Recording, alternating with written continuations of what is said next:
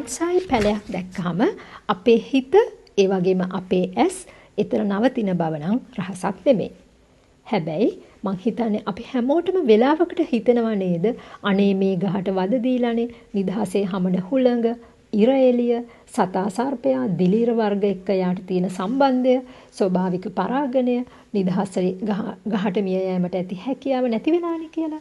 ඒ වගේම තම පළ දැරීමට, තම වර්ගයා බෝ කිරීමට ඇති හැකියාව මිනිසයා විසින් බලෙන් පාලනය කරලා නේද කියලා මම හිතන්නේ අපි හැමෝටම හිතනවා.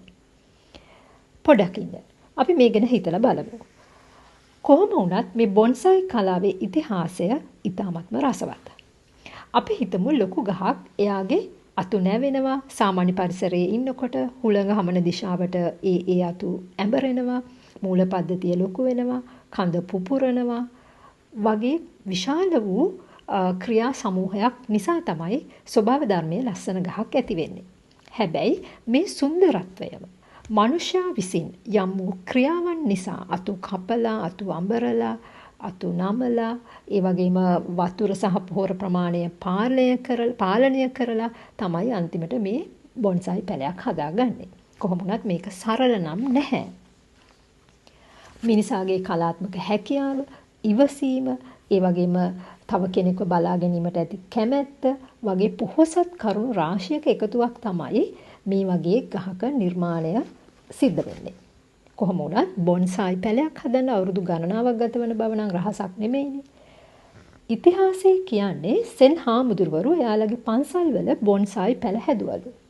හැබැයි ඒ විනෝදාංශයක් වශයෙන්වත් ඒගොල්ලන්ට සතුටු වෙන්නවත් නෙමෙයිලු.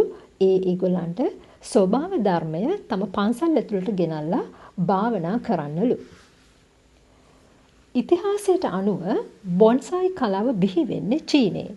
ඒගොල්ලෝ ට්‍රේ එකක ලස්සන ලෑන්ඩ්ස්කේප්ස් මුලින්ම හැදුවලු. ඊට පස්සේ ජපන් ජාතිකයින් තමයි මේ තනි පැල ඇටි බිහි කරන කලාව පටන් අරගෙන තියෙන්නේ. ඊට පස්සේ ඒක ලෝකයේ විවිධ වූ රටවලට පැතිරිලා තියෙනවා. ස්වභාව ධර්මය සත්‍යකින්ම කියනවා නම් මේ ගහට ලැබීම නවත්තලා තියෙන්නේ මිනිසයාගේ බලපෑමෙන්. කොහොම වුණත් අපිට මෙහෙමත් හිතන්න පුළුවන් නේද? ශාකවලට ස්නායු පද්ධතියක් නැහැ. ඒ හින්දා ශාකයකට වේදනාවක් දැනෙන්නේ නැහැ.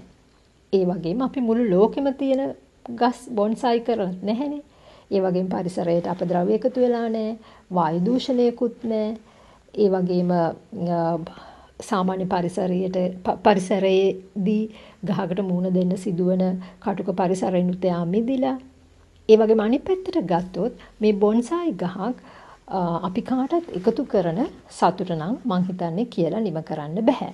සමහරක් වෙලාවට මේ පැල ඇටි පරම්පරා ගණනාවක් වුණත් පවතින වෙලාවල් තියෙනවලු.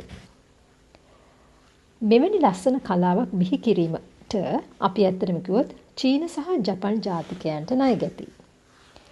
සමහරක් වෙලාවට මේ වගේ බොන්සායි පැල ස්වභාවිකවම ඇති වූ අවස්ථාත් පරිසරයේ තියෙනවලු. ඒ කියන්නේ ඉඩ මදිනම් එතන පෝෂණය මදිනම් සමහරක් විට මේ වගේ බොන්සායි පැල හැදෙන වෙලාවලුත් දැක ගන්නට තියෙනවලු. කොහොම වුණත් මේ බොන්සායි කලාව නම් අහම්බයක් නෙමෙයි.